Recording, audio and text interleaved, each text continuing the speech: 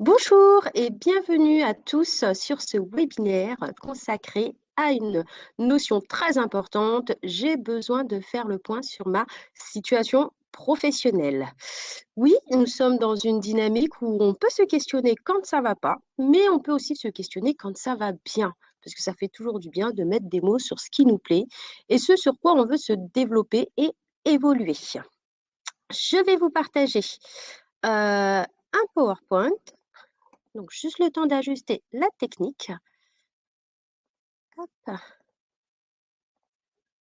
Et nous allons pouvoir démarrer. Alors, comme vous le savez, je vous accueille aujourd'hui dans le cadre des Semaines de l'évolution professionnelle, qui est donc la 4e édition que nous co-organisons avec les opérateurs du Conseil en évolution professionnelle. Ces Semaines de l'évolution professionnelle se déroulent donc du 9 octobre au 20 octobre. N'hésitez pas à vous inscrire à d'autres webinaires. Quelques règles et consignes avant de démarrer notre sujet. Donc, vous avez la possibilité de poser vos questions via l'onglet Questions et on y répondra à la fin du webinaire. Vous pouvez également voter pour des questions qui vous intéressent afin de les faire remonter et qu'on les traite en priorité. Alors, je viens de le dire, les Semaines de l'évolution, c'est la 4e édition, qui sont donc co-organisées avec différents opérateurs du CEP, à savoir l'APEC, le réseau EVA, le groupement Évolution, la BGE, Antea et Axis. Cet événement est 100% digital afin que tout le monde puisse y accéder à son rythme et en fonction de ses disponibilités. Alors pour ma part, je me présente, donc je suis Caroline Trine, je suis directrice de projet conseil en évolution professionnelle en région Centre-Val de Loire. Donc je suis ravie d'être avec vous aujourd'hui.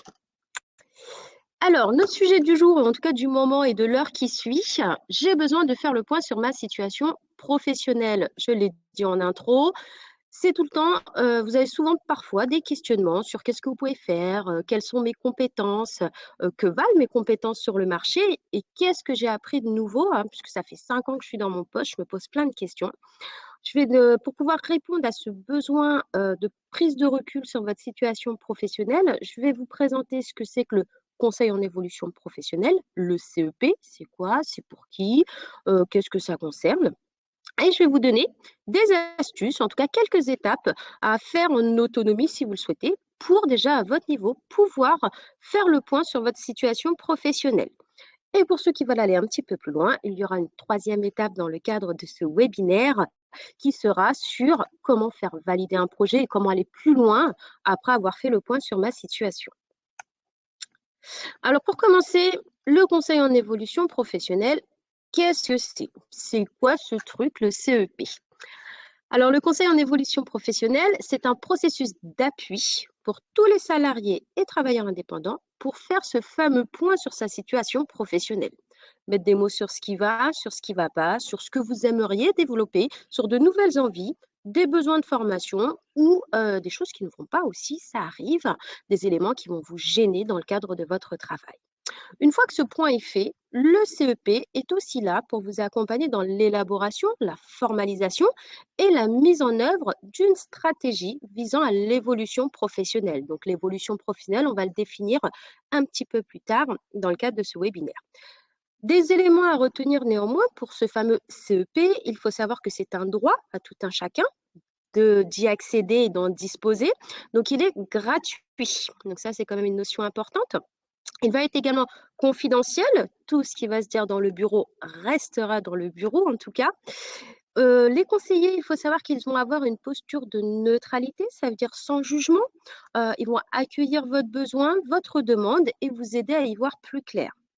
Nous sommes aussi un service dit accessible, puisqu'on va être ouvert à partir de 8h30 jusqu'à 19h30 et sur l'heure du déjeuner. Pareil, sur des modalités en fonction de votre besoin. Ça va être soit en présentiel, soit en distanciel, à savoir en visio ou au téléphone. Donc là, c'est également une continuité du service public, en tout cas de l'accès à ce droit-là. Les conseillers ont aussi une posture d'impartialité. Effectivement, on ne va pas privilégier telle ou telle formation. Le choix de formation, par exemple, sera surtout déterminant par rapport à votre besoin. Alors, le CEP, c'est pour qui? Je l'ai dit, pour tout public qui exerce actuellement, qui est en poste ou pas d'ailleurs, ça va dépendre du statut. On va avoir plusieurs opérateurs. Donc, pour les personnes en situation de handicap, vous pouvez retrouver le service CEP auprès du Cap Emploi. Pour les jeunes moins de 26 ans, ce service est également délivré par les missions locales. Pour les personnes en situation de recherche d'emploi, vous bénéficierez aussi de ce conseil, de cet accompagnement auprès de Pôle emploi. Pour le public cadre, ça va être l'APEC. Et pour les salariés du secteur privé et travailleurs indépendants, vous allez avoir un panel d'opérateurs en fonction de votre région d'appartenance. Donc, vous retrouverez soit le groupement Évolution, soit le réseau EVA, la BGE, Antea, Axis ou moncep.org, retravaillé à La Réunion. Alors, quel est l'objectif du CEP, de ce fameux conseil en évolution professionnelle? On l'a dit, il y a le mot évolution professionnelle qui est assez large, j'ai envie de dire, et sur lequel on peut mettre plein de choses. Ça va être les questions liées au développement des compétences. Voilà, il y a des compétences sur lesquelles je suis sensible, des compétences que j'aimerais approfondir, devenir expert sur certains champs. Ça peut être l'occasion d'en parler. Le CEP, c'est aussi l'espace pour parler reconversion ou transition professionnelle, c'est-à-dire j'ai envie de changement, il y a des choses qui me plaisent moins. Dans le cadre de l'exercice de mon métier, je suis plombier depuis 10 ans, j'aimerais aussi peut-être créer mon activité. Donc c'est autant de panels de choix qui s'offrent à vous. La question de la certification professionnelle, aujourd'hui, ça fait 1 an, 2 ans que j'exerce des fonctions qui ne sont pas forcément reconnues. Comment je peux mettre en œuvre certaines actions type VAE ou de la certification pour pouvoir valoriser ce que je sais faire? Et évoquer aussi toutes les questions liées à de la mobilité interne. Il y a un poste qui se libère, qui m'attire depuis des années. Comment je fais pour me positionner dessus tout en restant dans ma structure? Mais également, on l'a évoqué avec la reconversion, aussi une mobilité externe, c'est-à-dire que le métier que j'exerce, je l'adore, ma fonction, j'apprécie, mais mon environnement de travail ne me convient plus. Comment je fais aussi pour postuler ailleurs? C'est aussi autant de questions et de chemins qu'on peut envisager avec le conseil en évolution professionnelle. Alors, comment ça se passe? Le CEP, ça va être un conseil dit individualisé et adapté. C'est-à-dire qu'on va partir de votre demande et analyser le besoin dit réel.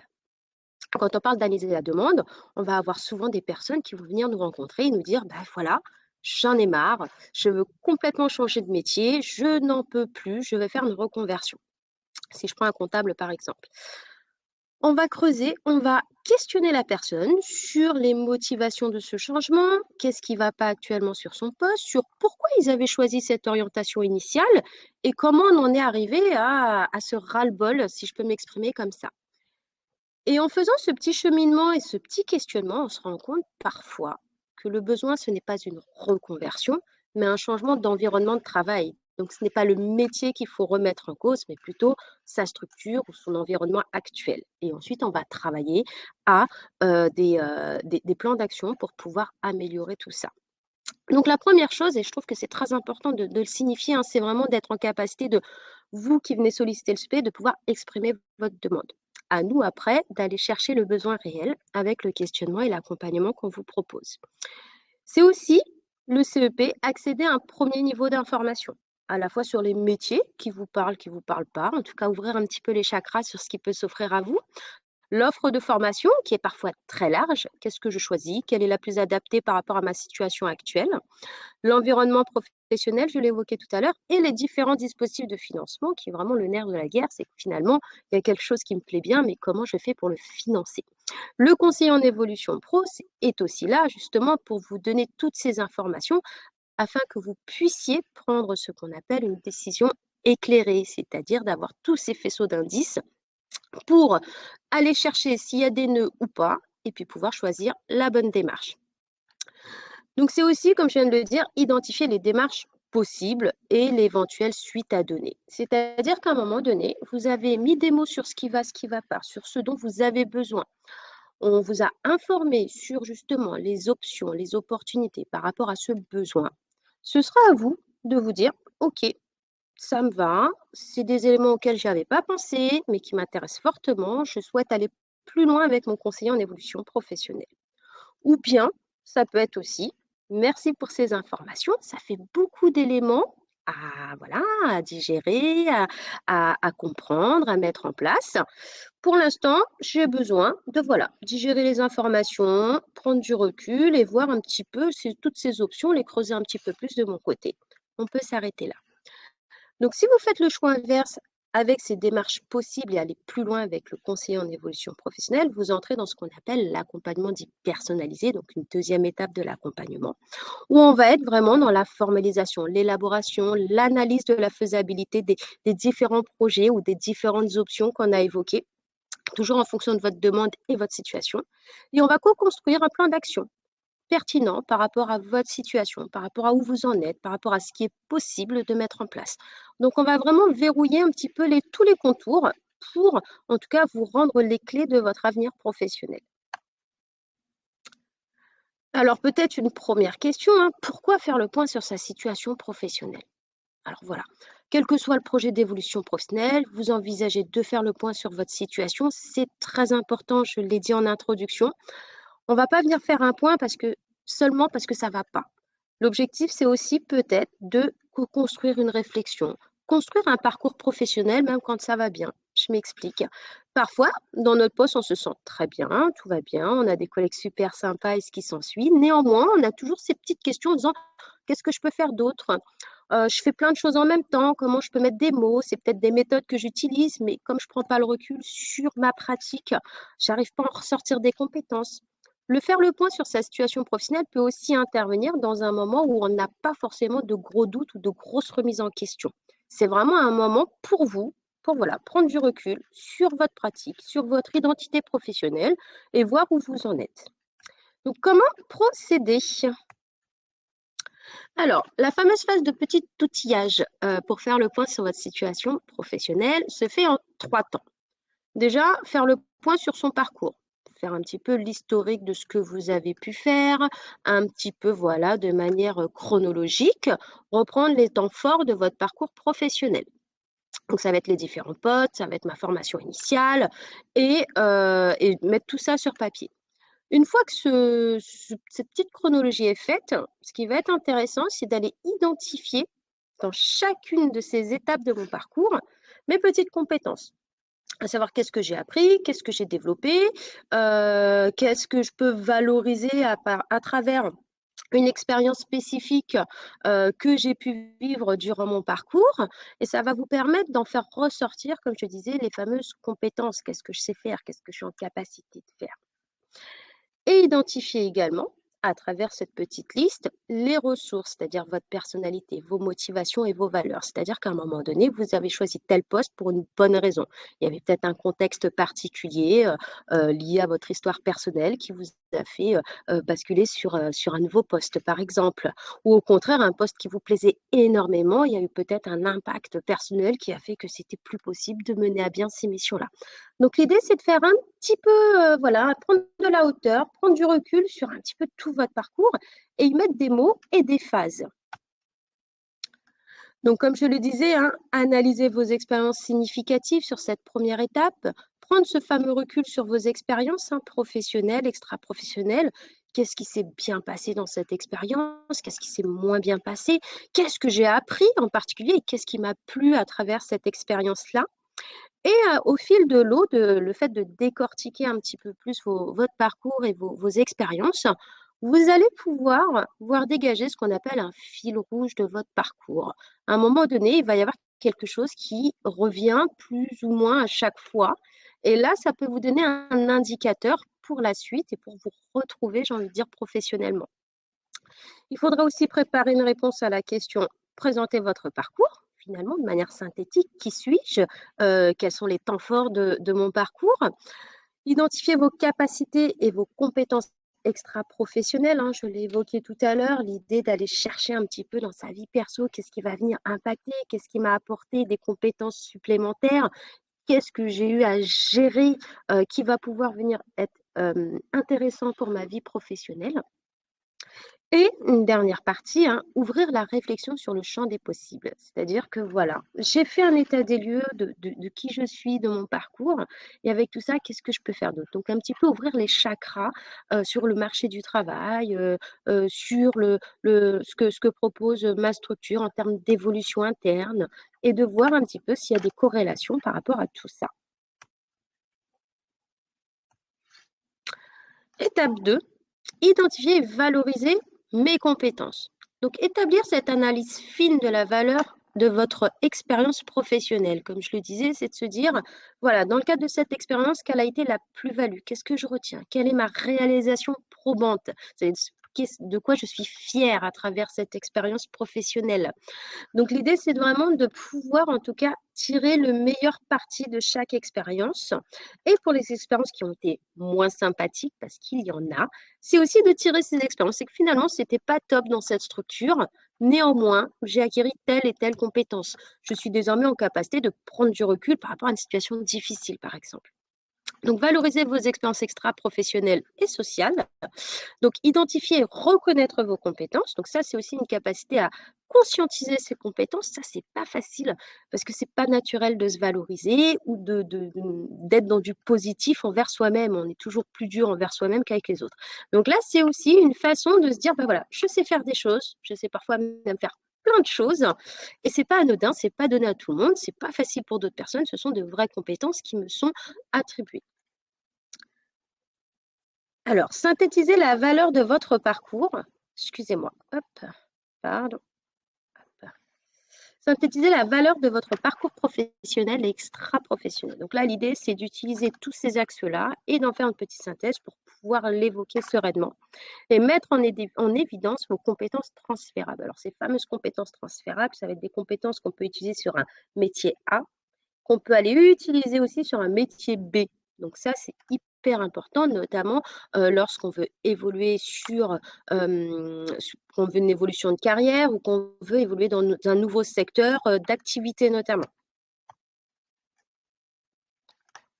Alors l'étape 3, identifier et valoriser mes ressources, tout ce qui va être lié à votre personne, votre personnalité, vos motivations et vos valeurs. Qui êtes-vous? Qu'est-ce qui vous plaît? Est-ce que ça va être la valeur travail en elle-même, avec le sens de base de participer à quelque chose? Est-ce que ça va être une valeur plus pécuniaire, parce qu'aujourd'hui, vous avez besoin de sécuriser vos finances? Enfin voilà. L'idée, c'est vraiment de mettre des mots sur ce qui est important pour vous et qu'est-ce qui compte pour vous dans votre rapport au travail? Donc ça, c'est aussi des éléments qui sont importants dans le cadre de se faire ce point. Aujourd'hui, qu'est-ce qui m'intéresse? Est-ce que ce qui m'intéresse, c'est gravir les échelons? Est-ce que ce qui m'intéresse, c'est au contraire redonner du sens? Et ce que je fais là, finalement, ça me suffit, j'ai pas besoin de plus? Et identifier vos centres d'intérêt. Voilà. Donc c'est vraiment des éléments qui sont intrinsèquement liés à la fois le pro et le perso et qui vous êtes et comment vous envisagez les choses à l'avenir. Alors, un petit exercice qu'on vous propose pour faire ce fameux point avec une petite liste de critères, mes missions et mon secteur de travail, mes conditions de travail, mes relations au travail, les possibilités d'évolution, la reconnaissance, puis ensuite vous pouvez rajouter des critères qui vous semblent importants de votre côté. Notez un petit peu ces critères par rapport à où vous en êtes aujourd'hui, hein. Mes missions et mon secteur de travail, est-ce qu'il me convient? Donc, 1 bof bof et 10 super, c'est exactement, ce que je suis là où je devrais être et j'adore mes missions et de pouvoir après détailler et classer, ce qui me satisfait. Voilà, mettre des mots sur ce qui me plaît bien.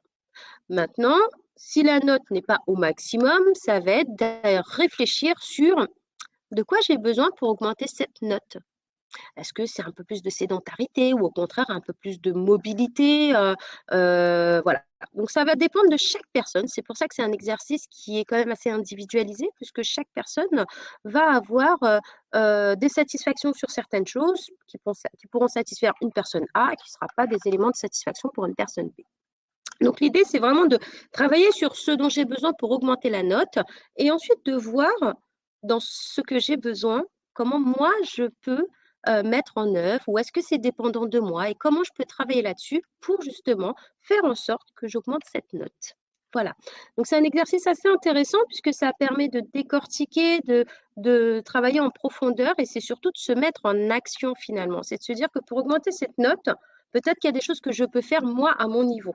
Et là, ça peut être intéressant pour justement retravailler, se remobiliser sur sa vie professionnelle.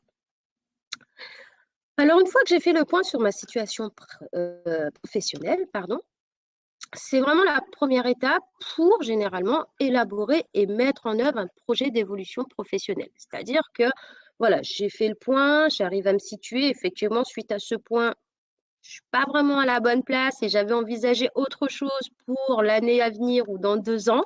Qu'est-ce que je fais ensuite?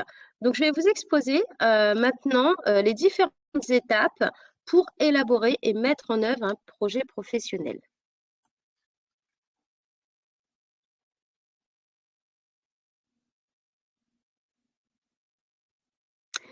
Alors, l'étape 1 du projet professionnel, on l'a vu tout à l'heure, faire le point sur mon parcours personnel, enfin mon parcours professionnel, pardon, excusez-moi. Hop.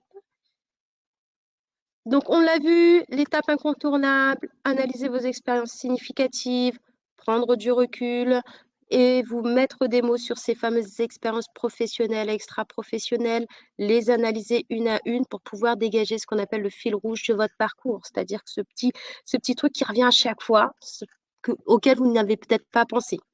Donc, préparez une réponse ou présentez votre parcours, identifiez vos capacités et vos compétences extra-professionnelles et ouvrir le champ des possibles pour déjà ouvrir un peu les chakras sur qu'est-ce qui peut se passer ailleurs. Identifier et valoriser mes compétences. Donc, la deuxième étape que nous avons vue précédemment, faire l'analyse fine de la valeur de votre expérience professionnelle, valoriser vos expériences extra-professionnelles et sociales, identifier et reconnaître vos compétences. Synthétiser ce qui fait valeur dans votre parcours professionnel, c'est-à-dire qu'est-ce qui classifier un petit peu toutes ces valeurs-là pour en faire ressortir ce qui vous tient le plus à cœur et mettre en évidence vos compétences transférables, c'est-à-dire les choses que vous pouvez utiliser sur différentes situations. Identifier mes ressources, valeurs et motivations, qui est la troisième étape que nous avons vue précédemment, donc qui est aussi incontournable. Donc, les valeurs personnelles, professionnelles, qu'est-ce qui fait sens pour moi? Formaliser ce qui compte pour vous dans le rapport au travail, vos centres d'intérêt, vos motivations. Qu'est-ce qui vous plaît le matin et pourquoi vous vous levez tous les matins? On entre dans une nouvelle phase, hein. Donc là, on entre vraiment dans la phase d'élaboration de projet, parce que les 3 premières phases, c'était plutôt centré sur qui je suis, qu'est-ce qui me plaît, qu'est-ce qui m'intéresse désormais. Là, on va être surtout sur une phase d'exploration, de découverte. Donc là, on va plutôt être vers l'extérieur, ouvrir un petit peu les chakras. Donc, découvrir de nouveaux métiers et domaines professionnels. Là, vous avez énormément de sites qui vont pouvoir, en tout cas, vous aider à mieux comprendre des métiers, à casser peut-être des préjugés sur certains métiers que vous pouvez avoir. Identifier les métiers en lien avec qui vous êtes, vos fameuses motivations, vos centres d'intérêt. Donc, qu'est-ce qui est en lien avec ce qui pourrait me plaire? Et ensuite, les mettre en corrélation aussi avec vos fameuses compétences pour après voir les écarts qu'il peut y avoir. Mener des entretiens, des fameuses enquêtes métiers auprès de professionnels, parce que ce qu'on trouve en vidéo ou sur Internet à lire, c'est jamais pareil que de parler pour de vrai avec quelqu'un qui exerce le métier pour pouvoir poser les bonnes questions, savoir ce qui est parfois difficile dans le métier, par exemple, ou les contraintes du métier, ou par exemple aussi qu'est-ce qui lui a fait choisir ce métier. Peut-être que vous allez aussi trouver des choses qui sont communes. Donc, recueillir aussi des données sur le secteur professionnel que vous visez pour vraiment voir un petit peu toute l'étendue de ce secteur et voir s'il n'y a pas un autre métier qui est à côté de celui que vous aviez choisi, qui peut être pertinent et intéressant pour vous. Et réaliser, si vous le souhaitez, ce qu'on appelle une période d'immersion. Donc, allez vivre le métier pour de vrai pendant 1 semaine ou 2 semaines pour justement vous faire votre propre idée du métier.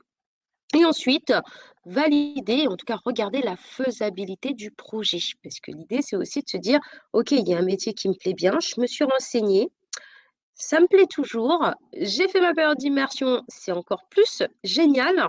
Maintenant, comment je vais faire? Ça, c'est une question très importante. Donc, une étape suivante qui découle de cette question de faisabilité, donc déterminer un projet professionnel principal. Donc, on essaiera de faire un plan B à chaque fois. Mais là, l'idée, c'est de se focaliser sur déjà une première étape avec les éléments précédents. L'idée, c'est de faire un peu de tri, un peu de choix sur, voilà, le métier que j'ai choisi, il colle pas avec qui je suis. Est-ce que le métier que j'ai choisi colle aussi avec un environnement externe? Est-ce que ça recrute? Est-ce que l'idée que je me fais est la bonne? Je vais faire le stage pour vérifier ces éléments-là. Et donc là, on est vraiment dans la déclinaison d'un projet professionnel principal, c'est-à-dire que voilà, il y a vraiment quelque chose qui se dessine. J'en ai exploré 3 métiers et puis il y en a un qui sort vraiment du lot, où il y a beaucoup de cohérence par rapport à qui je suis, par rapport à mes compétences, par rapport à mon stage que j'ai pu faire, cette fameuse période d'immersion qui m'a confortée dans ce choix et dans l'idée que je dois aller vers ce métier-là. Donc une fois que ça c'est fait, on passe aux étapes suivantes. Qui est la première? La recherche de la formation ou d'un dispositif adéquat par rapport à mon besoin et ma situation. C'est-à-dire que je vous l'ai dit tout à l'heure, on va aller regarder si ça me plaît bien, mes valeurs, mes motivations, mais on va aussi regarder où on en est par rapport aux compétences. Qui dit changement de métier, changement de projet, ça veut dire peut-être vérifier si on coche toutes les bonnes cases pour pouvoir accéder à ce métier. Donc là, se pose la question de la formation. Effectivement, bah voilà, il y a quelques écarts par rapport à ce que j'envisage comme projet professionnel. Comment je peux faire? Donc là, la formation va forcément venir s'inviter dans votre projet. Et l'idée, c'est de pouvoir réfléchir à la pertinence de suivre cette formation. Est-ce qu'effectivement, j'ai besoin de toute la formation ou juste des petits bouts de la formation? Ça, c'est aussi des questions qu'on peut se poser. Sélectionner l'organisme de formation, la formation en elle-même par rapport à la déclinaison pédagogique qu'elle propose et de pouvoir ensuite choisir l'organisme de formation, celle qui vous conviendra le mieux par rapport à votre besoin de développement en compétences. Donc ça, c'est des éléments qui vont être importants pour la suite du projet. Une fois qu'on a identifié cette formation, la question très importante, c'est comment je fais pour payer? Donc la formation est trouvée, on s'est dit bon bah finalement c'est pas juste des modules de formation, mais vraiment la formation en entière. Comment je fais pour le prendre en charge en tout cas ou pour trouver un financement puisqu'une formation ça coûte quand même assez cher. Là encore une fois, le conseiller en évolution professionnelle pourra vous aider à aller trouver les petits axes de financement envisageables par rapport à votre situation. Je prends par exemple une personne qui va être sur un projet un PTP, donc un projet pardon, de transition professionnelle, où là, on va pouvoir, si le projet tient la route, si toutes les étapes sont faites et ce qui s'ensuit, aller solliciter une prise en charge auprès des transitions pro des régions pour à la fois prendre en charge les frais pédagogiques et faire un maintien de salaire. Donc, c'est une opportunité qui peut être intéressante. Bien sûr, cette demande passe devant une commission, hein, ce n'est pas une attribution automatique. Et c'est la commission qui tranche sur la prise en charge ou pas de cette formation. Après, il va y avoir d'autres possibilités de financement, hein. Ça va être le financement autonome, il y a le CPF et peut-être un abondement personnel. On peut avoir des financements aussi, des cofinancements avec son employeur aussi, c'est des choses qui peuvent se discuter. Mais l'objectif étant initial de se dire, voilà, quelle est la formation dont j'ai besoin et vers quoi je tends. Mettre en place un plan d'action. C'est-à-dire que voilà, je me suis posé la question de financement, j'ai trouvé le métier, je sais qui je suis. Maintenant, comment je fais? Comment je mets tout ça en musique? J'ai des bouts de plein d'infos, donc comment par quoi je procède et par où je commence? Donc, il faut établir ce qu'on appelle un plan d'action. Les étapes, les différentes étapes pour vous permettre, en tout cas, de faire avancer votre projet, de le mettre en œuvre et de verrouiller, en tout cas, tous les éléments qui pourraient l'impacter ou en tout cas le mettre en péril. Et enfin, se positionner sur le marché du travail, hein. Votre projet professionnel est clair, vous avez suivi une formation, développé des compétences qui sont en adéquation avec ce fameux projet.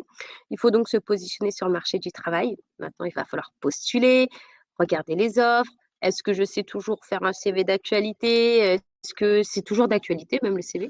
On se pose la question de la lettre de motivation, on se pose aussi la question de l'entretien d'embauche, tout ça, comment ça se passe? Vous avez aussi beaucoup de questions et c'est la dernière étape, en tout cas, pour pouvoir vivre pleinement votre projet. Donc, il faut savoir que dans toutes ces étapes que je viens de vous détailler, le conseiller en évolution professionnelle peut vous accompagner. C'est-à-dire qu'il va être là pour vous aider à vous questionner, faire ce fameux faire le point sur ma situation, vous outiller, parce que ce que je vous ai présenté, c'est un outil parmi tant d'autres. Donc, pour vous aider à y voir plus clair, mettre des mots, retrouver une certaine identité professionnelle et une sérénité dans son approche de où j'en suis, qui je suis et ce qui va avec. Vous aider aussi à identifier, en tout cas à vous mettre dans une posture d'ouverture des chakras, de découvrir des secteurs, des métiers peut-être auxquels vous n'avez jamais pensé, mais qui peut faire sens suite au travail sur vous que vous avez pu faire, à l'identification de vos valeurs et de vos compétences. Donc le rôle du conseiller est aussi là-dedans. Il est aussi pour vous alerter quand il y a une piste de métier où on sait qu'il va y avoir très peu de débouchés, vous dire attention, là, ça risque d'être compliqué. Néanmoins, si pour vous ça fait sens, on n'a pas à vous dire stop, on va émettre des alertes pour que vous soyez prêt face à toute éventualité. On va aussi être là pour vous aider à identifier le centre de formation, hein, celui qui va vous convenir, celui qui va être cohérent avec votre besoin de développement des compétences et le besoin du futur projet. On va être là aussi en soutien pour aller chercher les modalités de financement, c'est-à-dire, voilà, est-ce que c'est un PTP? Est-ce que c'est du CPF? Comment je fais pour mêler les 2 ou pas? Enfin, voilà, l'idée, c'est de mettre en place une vraie stratégie sur la question de financement également et on peut arriver en fin de parcours, sur cette question de recherche d'emploi ensuite pour pouvoir justement, vivre son projet pleinement.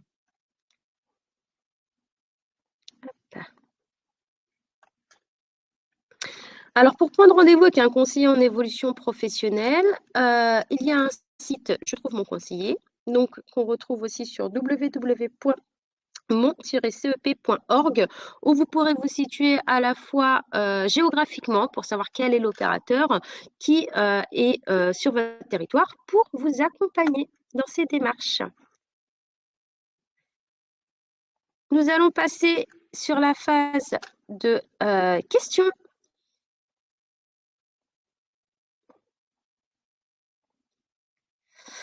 Alors, nous avons donc une question de Laurence. Quels sont les sites pour découvrir de nouveaux métiers et domaines professionnels en lien avec ses motivations, centres d'intérêt et ses compétences? Alors là, du coup, il y a quand même pas mal de sites. Il y en a un qui est plutôt bien fait, qui est donc Diagoriante, qui est un site gratuit qui vous permet de lister vos compétences. Et à partir de là, faire des corrélations avec les nouveaux métiers, des nouveaux domaines et des nouveaux secteurs d'activité. Donc, vous avez différents sites. En tout cas, celui-ci est pas mal. Vous avez aussi des applications que vous retrouvez, que vous pouvez retrouver sur l'Emploi Store, qui sont pas mal aussi, justement, dans l'identification de ces compétences et en tout cas d'ouvrir un petit peu la connaissance des métiers. Donc, il y a différents sites sur Internet. Vous retrouvez, excusez-moi pour être complète, aussi des vidéos, des informations très pratico-pratiques dans certains sites des OPCO. Donc ça existe aussi, hein, où vous allez avoir des focus métiers, des vidéos qui vont présenter des métiers auxquels on ne pense pas ou des métiers qui recrutent. Hop. Alors, un cadre en recherche d'emploi peut-il s'adresser à la PEC? Alors oui, vous pouvez vous adresser à la PEC à partir du moment où vous êtes cadre, soit pour votre recherche d'emploi, soit pour faire un point hein, sur votre situation et vous accompagner dans cette recherche d'emploi. J'ai un bac plus 5, mais je ne suis pas cadre. Puis-je m'adresser à l'APEC aussi? Alors, normalement, l'APEC, c'est à partir de bac plus 3. Donc oui, vous pouvez vous adresser à l'APEC sans problème. Alors, en tant que fonctionnaire d'État, peut-on solliciter des CEP? Sinon, y a-t-il un équivalent dans la fonction publique? Alors, fonctionnaire d'État, sur le principe, non. Après, je sais qu'il y a certaines personnes qui se disent fonctionnaires, mais qui sont assujetties à un contrat de droit privé. Donc, eux, je vais dire oui. Donc, tout va dépendre en fait du contrat qui vous lie avec votre institution ou en tout cas avec votre collectivité. Et en équivalence, bah, vous avez des conseillers mobilité pour certaines directions. Donc, tout va dépendre, sinon ça va être auprès de la CNFPT. Combien d'heures sont attribuées pour un CEP? Alors, j'ai envie de vous dire, il n'y a pas vraiment d'heures d'attribuer. On va avoir une moyenne d'heures d'accompagnement parce que là, avec le recul qu'on a, on peut extraire une moyenne d'heures. Néanmoins, l'accompagnement va dépendre du besoin de la personne. C'est-à-dire que la personne peut venir sur ce premier temps de rencontre, qui dure généralement 1 heure et demie. On va faire le point, prendre du recul, le comment, du pourquoi vous êtes arrivé jusqu'à chez nous et qu'est-ce qui vous questionne. Et beaucoup de personnes s'arrêtent là puisqu'ils ont récupéré une masse d'informations qui leur permettent déjà de continuer à cheminer de leur côté. Comme d'autres qui vont aller plus loin. Et là, du coup, ils peuvent aller sur 3, 4, 5 heures d'accompagnement supplémentaires. Donc, ça va être en fonction du besoin. Cette deuxième phase d'accompagnement peut intervenir juste après le premier rendez-vous. C'est-à-dire, super, j'ai déjà plein d'infos, je vais aller plus loin. Est-ce qu'on peut prendre rendez-vous dans 15 jours, 2 semaines, en fonction des disponibilités de chacun? Tout comme cette deuxième phase peut intervenir 3, 4 mois plus tard en se disant, bah voilà, avec toutes vos infos, j'ai fait un point, j'ai pris du recul. Et effectivement, j'ai besoin d'une formation. Donc, le CEP, c'est en fonction du besoin tout au long de sa vie professionnelle et j'ai envie de même dire autant que besoin. Existe-t-il des outils numériques ou autres pour identifier nos compétences? Alors là, je vous ai donné une petite cartographie, enfin un petit exercice à faire à la maison qui peut être assez simple, mais oui, il va y avoir des outils numériques. Alors, dans le cadre du conseil en évolution professionnelle que nous délivrons, vous aurez aussi accès à un espace numérique avec tous les outils et tout plein d'exercices pour vous aider à identifier vos compétences. Ensuite, en ligne, vous allez avoir, comme je disais, une plateforme qui est hyper bien faite, qui est donc Diagoriante, qui est une plateforme d'état gratuite qui vous aide aussi à mettre des mots sur ces compétences et à les identifier en partant d'un référentiel de métier assez large. Comment identifier nos compétences transférables? Y a-t-il des outils ressources pour travailler seul en autonomie? Alors oui, il en existe toujours. Vous en trouverez. Néanmoins, ce que je peux vous proposer, c'est qu'un rendez-vous CEP, c'est gratuit. C'est toujours bien de pouvoir prendre du recul avec une personne neutre et externe à son métier parce qu'elle va vous amener à vous questionner, à aller plus loin dans l'explicitation de ce que vous faites au quotidien. Donc forcément, quand vous allez le faire tout seul, vous allez rester en surface parce que le reste, c'est du b.a.-ba, c'est pour vous de l'acquis, c'est normal.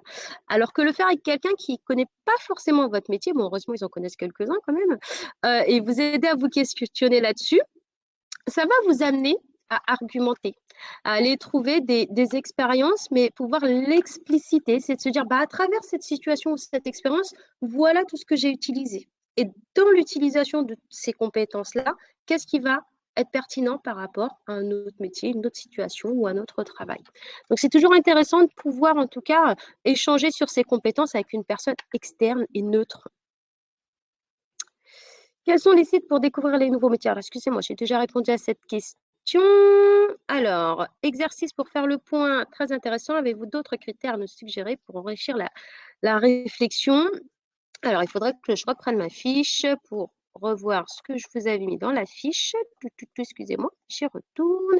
Alors, on avait parlé des conditions de travail, les relations au travail, les possibilités d'évolution, la reconnaissance, l'émission et mon secteur. Ça peut être, les relations au travail, elles y sont. Ça peut être les tâches qui sont parfois ponctuelles, lesquelles me plaisent le plus, lesquelles me plaisent le moins. Donc, en fait, tous ces critères-là vont dépendre de comment vous percevez les choses. C'est-à-dire qu'il va y en avoir différents. Donc, ça va vraiment être ces actions spécifiques. Ça peut être mes relations en déclinaison, mes relations avec mes collègues ou mes relations avec ma hiérarchie aussi. Donc, chaque axe peut être aussi un petit peu décliné pour vraiment aller de manière fine, analyser où vous en êtes.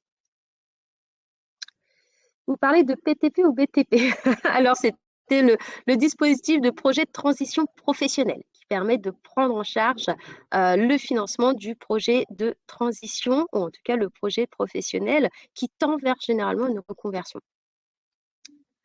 Je n'ai pas compris le nom du site d'orientation que vous venez de consigner. C'est le site Diag Oriente, donc D-I-A-G Oriente comme le mot orienté. On vous le mettra en lien, pas de souci. Merci à Rachel qui a pris le temps de l'écrire. Les demandeurs d'emploi ont-ils accès au CEP ou bien S réservé aux salariés, personnes en activité. Alors que sur l'une des premières slides, vous avez vu le CEP, c'est un droit, donc pour tout un chacun. Donc il y a différents opérateurs. Donc pour les demandeurs d'emploi, en tout cas les gens en recherche d'emploi, ça va être auprès de Pôle emploi qu'il faudra s'adresser pour bénéficier du conseil en évolution professionnelle. Néanmoins, dès lors que vous êtes en contrat, je pense notamment aux personnes qui sont en intérim, tantôt en intérim et parfois en recherche d'emploi, ils peuvent aussi prendre rendez-vous auprès d'un conseiller en évolution pro du secteur privé finalement, dès lors qu'ils sont sous contrat, pour pouvoir accéder à des dispositifs dédiés aux salariés, notamment ce fameux dispositif PTP, donc de projet de transition professionnelle, qui sous certaines conditions peut être un plus et un moyen de financement pour ces personnes qui sont un petit peu en intermittence de contrat.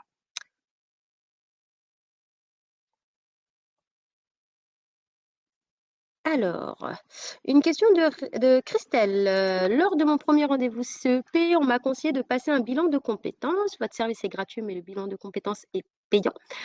Dans quel cas conseillez-vous de prendre cette direction? Que pensez-vous des bilans de compétences? Merci. Alors, moi, j'ai envie de dire, rien n'est obligatoire. C'est-à-dire que votre conseiller vous a dit, bah, peut-être qu'un bilan de compétences serait pertinent parce que votre questionnement est bien plus approfondi, et en tout cas est plus profond que ce qu'on aurait pu l'imaginer. Donc le CEP, bilan de compétences, c'est vraiment une articulation. Il faut voir ça comme une complémentarité et non pas quelque chose qui est complètement à l'opposé. Je m'explique. En termes de stratégie, effectivement, CEP, c'est simple, c'est gratuit, ça n'engage en rien. D'accord? Quand vous faites ce premier rendez-vous, on va vous outiller pour pouvoir justement aller réfléchir sur ces compétences, sur ce que je veux faire et ce qui s'ensuit. Quand à un moment donné, durant le questionnement, on sent qu'il y a du blocage.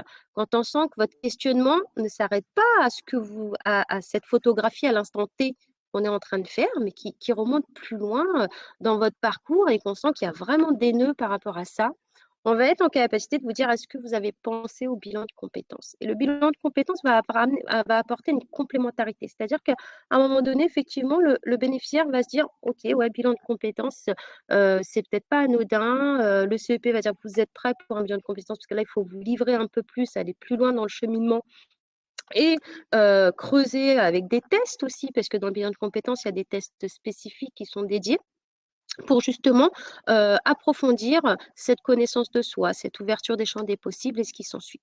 Et là, dans le cadre de ce bilan de compétences, quand je parle de complémentarité, c'est que le CEP peut venir contribuer avec la mise en place d'une période d'immersion, par exemple, parce que bilan de compétences, c'est connaissance de soi. Et ensuite, ça va être ouverture des champs des possibles et découverte des métiers, puis ensuite confirmation de projet. Donc, ce n'est pas tout à fait la même démarche. Le bilan de compétences va être un outil complémentaire pour mieux se connaître, mais tout va dépendre de votre questionnement et de votre situation actuelle. Donc ça va vraiment être un échange avec votre conseiller qui va vous permettre de, oui ou non, aller sur un bilan de compétences. Mais encore une fois, ce sont des conseils. Si vous, vous estimez que vous n'avez pas besoin de bilan de compétences et que vous souhaitez avoir des exercices complémentaires pour vraiment travailler en autonomie, c'est aussi votre choix de dire à votre conseiller, bah, j'aimerais continuer avec vous parce que là, pour l'instant, moi, personnellement, je n'ai pas le sentiment d'en avoir besoin. On peut se tromper aussi en tant que conseiller.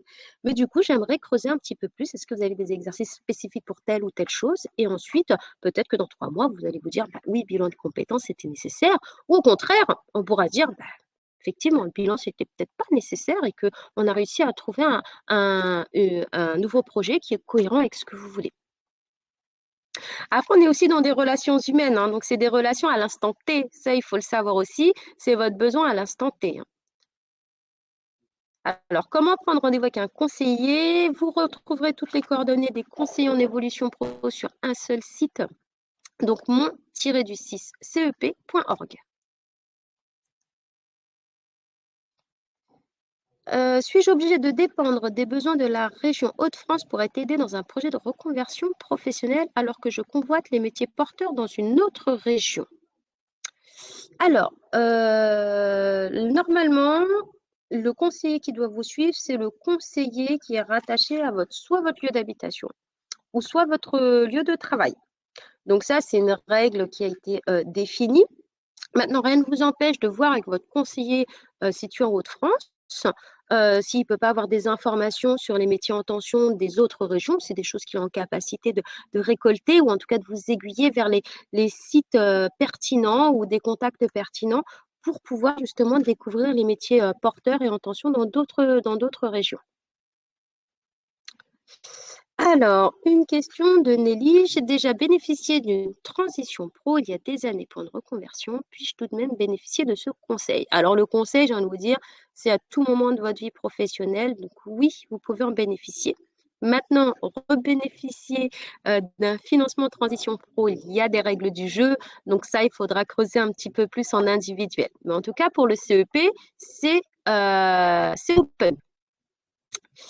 J'allais me lancer sur un bilan de compétences, mais le CEP est intéressant aussi. Comment choisir entre les deux? Je l'ai évoqué tout à l'heure, hein, je pense que la première étape, c'est le CEP, d'une part parce qu'il est gratuit et votre conseiller, soit vous confirmera en disant, ah ben oui, effectivement, c'est un bilan de compétences, il faut vraiment creuser votre questionnement, ou soit les échanges avec votre conseiller en évolution pro suffira. Donc tout ça va dépendre des éléments que vous allez évoquer ensemble pour justement voir quelle est la meilleure option. Parce que comme on l'a dit, le bilan de compétences, c'est payant. Et les finances, on sait très bien que derrière, il faut peut-être payer une formation ou des choses comme ça. Donc, premier réflexe, j'ai envie de dire CEP. Et ensuite, vous échangez, vous voyez si le bilan de compétences peut être pertinent par rapport à votre situation actuelle. Alors, j'ai déjà fait un bilan de compétences il y a quelques années, mais cela a mis en avant des choses, mais aucun changement dans mon poste depuis. Le CEP peut-il m'aider d'avancer pour faire évoluer mon poste? Alors, faire évoluer votre poste, on ne pourra pas. On ne va pas aller voir votre employeur. Néanmoins, ce sur quoi on peut vous aider, et en s'appuyant potentiellement sur le bilan de compétences que vous avez fait, c'est d'aller revoir un petit peu les éléments déclencheurs ou gênants. Qu'est-ce qui vous a fait faire ce bilan de compétences et trouver des actions qui sont à mettre en place pour justement soit tendre vers ces changements ou bien vous aider en tout cas à évoluer sur votre poste dans le sens où on pourra aussi vous préparer aux entretiens professionnels. C'est aussi des temps pour échanger avec votre entreprise, pour faire évoluer votre poste, pour vous faire évoluer en compétences. Et donc là, nous, notre job, c'est aussi de vous accompagner dans ces temps-là. Alors après, nous, le faire évoluer votre poste en direct avec votre employeur, c'est pas possible. Vous en doutez bien. Alors, une question supplémentaire. Donc, je suis cadre de Stéphane et je pense à une reconversion, mais pas forcément en restant cadre. Qui allait voir pour un CEP, l'APEC ou bien la structure pour les salariés indépendants, en l'occurrence un STEP ou ID dans ma région. Alors, le CEP, c'est un droit. Comme je l'ai dit, vous l'avez bien compris, vous êtes actuellement cadre, mais vous avez le choix. C'est-à-dire que dès lors que vous voulez solliciter un CEP, donc géographiquement, vous n'avez pas forcément le choix, donc il faut que je nuance un petit peu ce que je dis. Mais par rapport à l'opérateur, c'est au choix de la personne. C'est-à-dire que effectivement, on va avoir une personne cadre qui souhaite un CEP, mais par exemple à l'APEC, les délais vont être un petit peu plus longs. Ah ben, s'il y a un délai plus tôt chez les opérateurs qui accompagnent les salariés et travailleurs indépendants, vous avez le droit de plutôt choisir cet opérateur-là. Par contre, ce qu'on vous conseille, c'est quand vous choisissez un opérateur, allez jusqu'au bout de votre réflexion avec cet opérateur-là. Et si au bout, la mise en œuvre du projet n'est pas probante, là, vous pouvez réenclencher un autre accompagnement. L'idée, c'est de pas essayer de pas trop faire de doublons. Et de toute façon, c'est pas cohérent un doublon, hein, parce que vous risquez parfois d'avoir des discours dissonants et ça va vous mettre encore plus dans le doute. Donc, vous avez le choix de votre opérateur, hein, notamment quand vous êtes cadre. Par contre, pour les personnes, entre guillemets, non cadres, n'ont pas accès en tout cas au CEP de l'APEC, du coup. Y a-t-il d'autres questions? N'hésitez pas à les poser.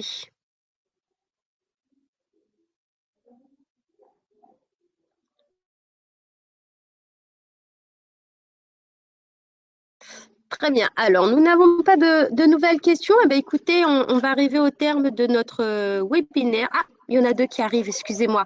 Une dernière du coup. Donc, utiliser son compteur CPF pour un bilan de compétences n'est-il pas risqué si nous envisageons une formation par la suite avec donc qu'il y a un problème de financement, oui.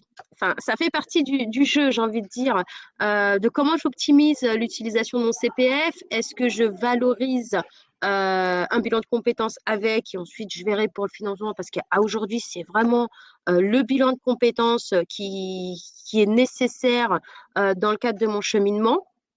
Ou bien justement le CEP me suffit parce que cette photographie que je fais aujourd'hui me permet d'y voir plus clair et d'envisager un nouveau projet professionnel. Et du coup, je garde mon CPF pour la formation.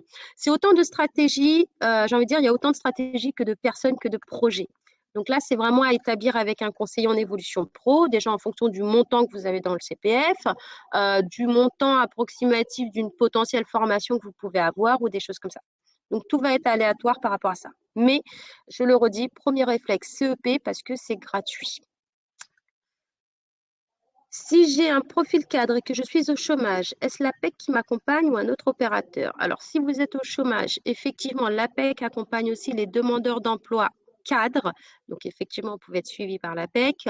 Et à côté, vous avez aussi le double statut de demandeur d'emploi. Vous pouvez être aussi suivi par Pôle emploi sur cette question-là.